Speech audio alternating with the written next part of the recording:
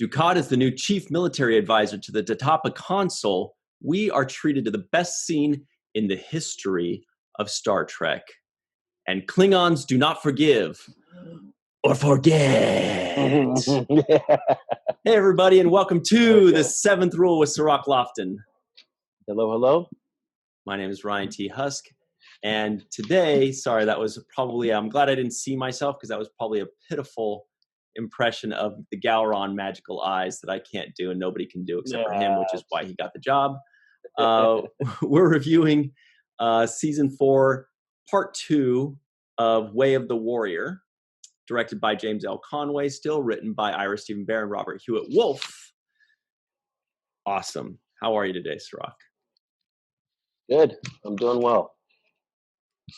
We're getting into the meat, so it's getting really good. I feel like if I just keep nodding knowingly that at some point you're going to be like, holy shit, you guys were right. Season 4 gets pretty crazy. It's getting there. I'm feeling the tempo picking up, and it's like I said. It's just I feel like they're all the little missing pieces, like these other characters that we were humble cast. I like the addition of Worf. I think he's bringing a whole lot to this, especially given the fact that they're dealing with the Klingons heavily. I think he's a great addition for this show, and it's working well for me. Yeah, boy, Worf does fit in seamlessly.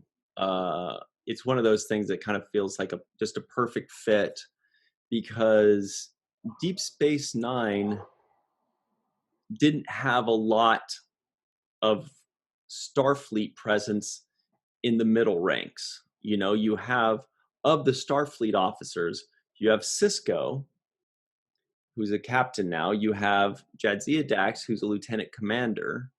Then after that, you have a doctor and, a chief, which is like the same rank as like an ensign or lower than an ensign. You don't have a lot of lieutenants or lieutenant commanders to fill out your ranks like most things do, because it was just a star system. It's a star base. But you had like Odo and Kira. So Worf kind of helps to fill that void. To now we've got a little bit more middle management in there, you know? Yeah, I like it. Plus, he just brings, I don't know, there's a certain level of like tradition that I feel like he's bringing to the mix. It feels more Star Trekky, I guess you could say, with his presence.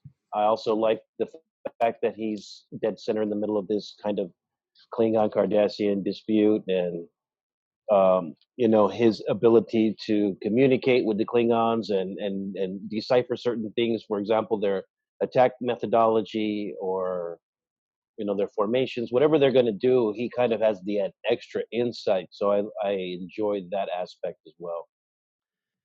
Yes. And boy, there's so much to talk about. Also, in my opinion, the best scene in the history of Star Trek, I don't know if you can guess what it is. Everybody who's watching or listening, make your guesses in the live chat or in the comments. Guess what is the best scene in the history of Star Trek, in my humble opinion. And very quickly, let's do a shout out to our associate producer, Mr. PJ Thomas of Orville Nation. Great dude. Orville Nation is awesome. You see him every once in a while in the free-for-all. He also introduced us to meteorologist Katie, who has also been in and out in a virtual TrekCon. Very cool. Yeah. We love the Orville. We love that family. We can't wait for season 3 to wow us. Yeah, Orville Nation has been really good to us, and we'd love to support them any chance we get. So thank you, PJ, for your love and support. We appreciate it. Absolutely, man. Orville, that's the one that's been missing. Star Trek has been killing it this year. The Orville though has been like silent. So hopefully they'll come back with a vengeance soon. Anyway, so let's talk about it. Everybody, please go over to patreon.com/the7th rule to become part of the team for as little as $1. A free way to support us is to please subscribe, hit the bell icon for notifications, share this video, give us a like, give us a comment, send us some good vibes. that's a thing. I don't know. Anyway, do you have a guess as to what I think is the best scene in the history of Star Trek? I may have tipped my hat in the past. Yeah, this is no, I don't even have to guess. You're like, you found the best scene ever in this episode? In this episode, like I'm trying to go through my notes here and see what was the best scene. I'm gonna guess because I know that you like Mark Alimo and Gold Dukat's character so much that it has something to do with him. But that's the best I've got right now. That's a good guess. But to me, the best scene I've ever seen is the scene between Garak and Quark talking about root beer. That is the one that every time I talk with Armin, I want to bring that up. And when we spoke with Andy Robinson, we brought that up too, because there's just so much depth to it. There's so much innuendo. There's so much, subtlety and subtext in it. And it's just got the most good lines crammed into one scene. It's kind of like two parts. The first part is Quark is lamenting, oh, this is so tough. I've got this Kanar that I'm never going to sell because all the Cardassians are going to get wiped out. And Garak is like, oh, I'm so sorry about how the destruction of my entire race will harm your bar sales. That's which is just beautiful. How, and he says, oh, I can see the appeal for you to want to talk with me. But then the second half is when Quark says, hey, why don't you try this root beer? I want you to try something. And Garak is so funny because he says, what is he? He says, oh, it's an earth drink. It's called root beer. And Garak looks disgusted. He's like, oh, I don't think so. I don't know. It's the first time earth drinks. It's the first time he actually looked like snooty, like, oh. And he's like, try it. It's so bubbly and cloy and happy. And of course, Garak tastes it. He's like, oh, it's vile. But then he said it's like the Federation. Once you drink enough of it, you get used to it. You even start to like it. And Garak goes, it's insidious, which is a beautiful line. It's just like the Federation. Anyway, and they've both corroborated, both actors have told us that it was supposedly written to be serious. And when they practiced it, Armin and Andy over at their place, they played it with all of this subtext. The root beer thing about the Federation, they really added all this stuff. Originally they wrote it as a comedy, but these two played it dramatically and like as if there was so much importance and weight to it. And they like called upstairs to the producers when they performed it because they're like, that's not at all how we saw it. And eventually they won and they had it their way. And thank God that they did, because that scene was going to be played comedically until the actors said no. And I think Armin said that was the first time he ever pulled his weight as an actor and said, call upstairs or call the producers because this is what I'm putting my foot down here. This is the way we rehearsed it, and this is, I think, the best way to do it. Yeah. So, yeah, I remember the scene. It's actually interesting because it was the first time I heard the Federation kind of referred to in this kind of a way, in this comparative way. Obviously, using the root beer as the medium to make the comparison, but it was interesting because it was an opportunity or a moment where they're actually reflecting on themselves. When I say they, I mean the writers are actually reflecting back on what they feel of Star Trek. So it's almost an insight to also the writers' perspective, right? Not just the characters themselves. So I like that. I also like Quark kind of lamenting about his cousin being the weapons dealer and how he missed the opportunity to buy a moon because Cousin of that. Gala gets a NAM. You're right. And to my count, I believe that's 3. It may be 4, but I think that is number 3 in my notes for Cousin Gala owning his own moon. Yeah, he keeps popping up, and clearly Quark has a thing about this guy being more successful than him. But yeah, I did like that. I actually, my favorite interchange in that scene was Garak's line, and that was, Quark was doing this whole spiel about I should have been a weapons dealer, but then he said, but then I wouldn't be able to have the chance to talk to people Yeah. and do what I'm doing with you right now. And that's when Garak delivers a line that I wrote down here as one of my favorites, was your charms would be wasted. Yes. Yes.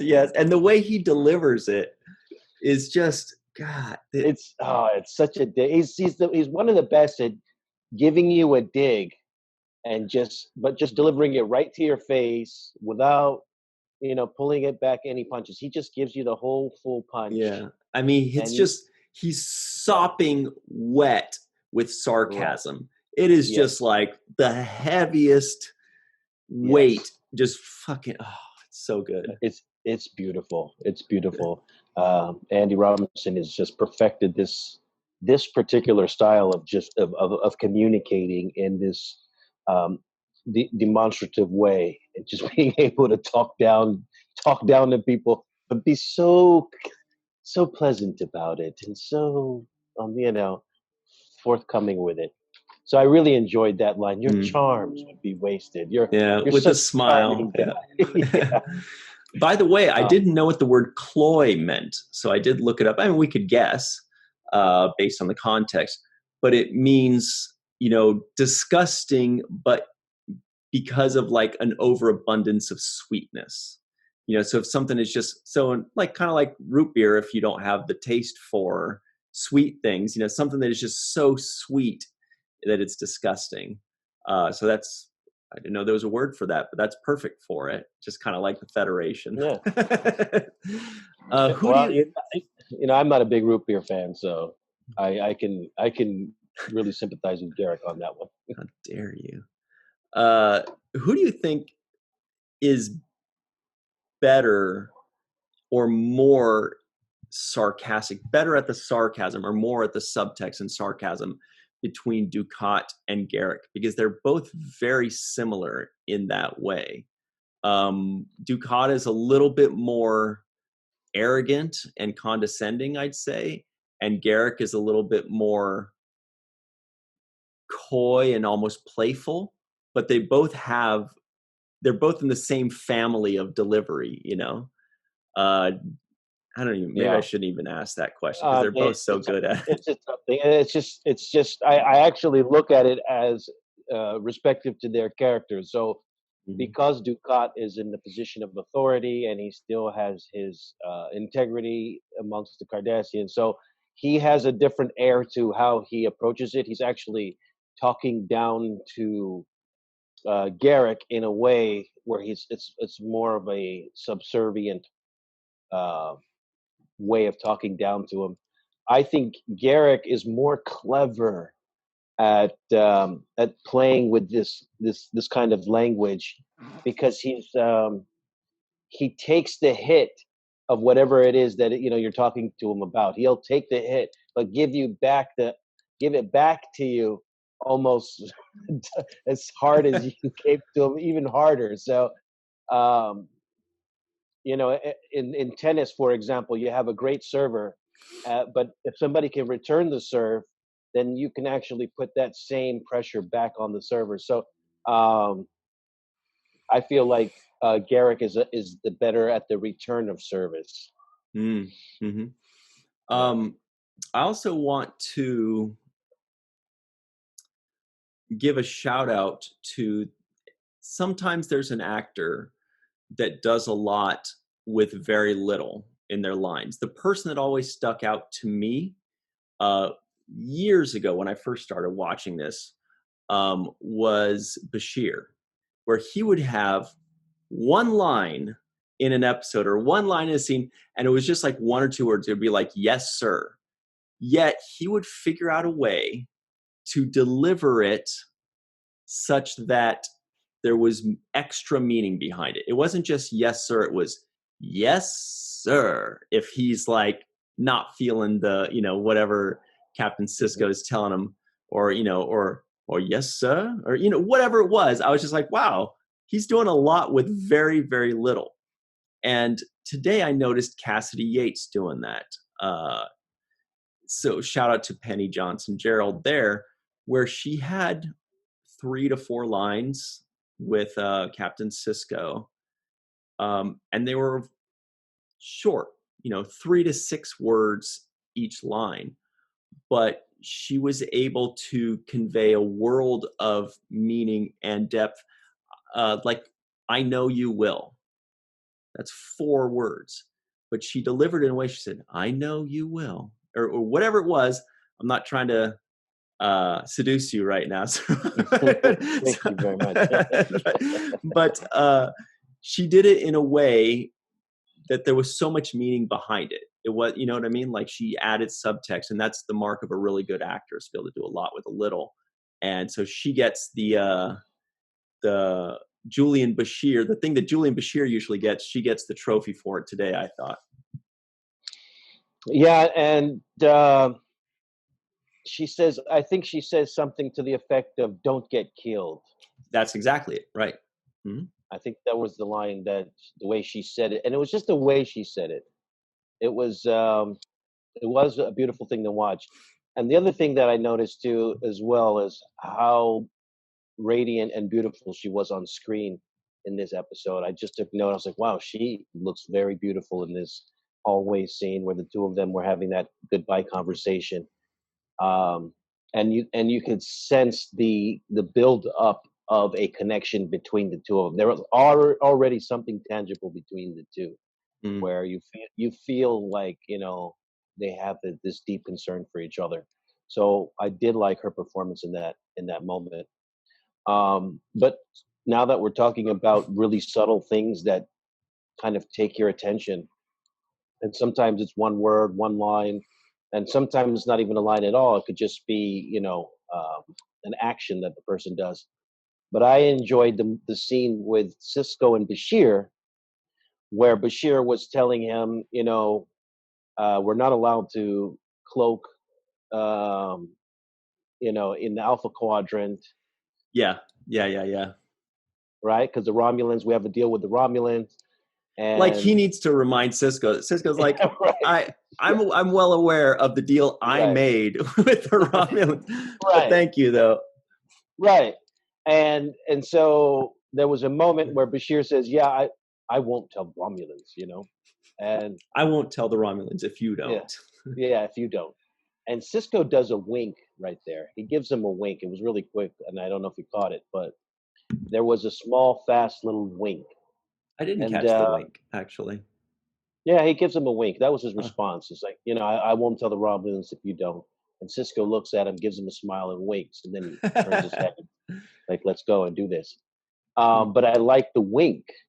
And it just actually adds to me, there's a certain level of fluidity and looseness that I see Cisco having now that he's kind of he's feeling himself. Yeah, he's feeling himself in a way better way. So I think that actually adds to why the intensity of the show picks up, and why it's even more interesting, because he is starting to feel himself.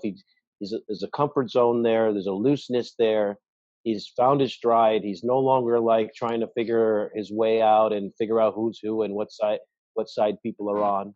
Mm-hmm. I feel like he has, the full faith of his crew, and he also has the confidence of himself, knowing that he's going to make the right decisions. Because he literally disobeys the, Starfleet orders by cloaking, but he takes that risk, and he does it without even much trepidation. So I like that. Yeah, I'm glad you brought that up.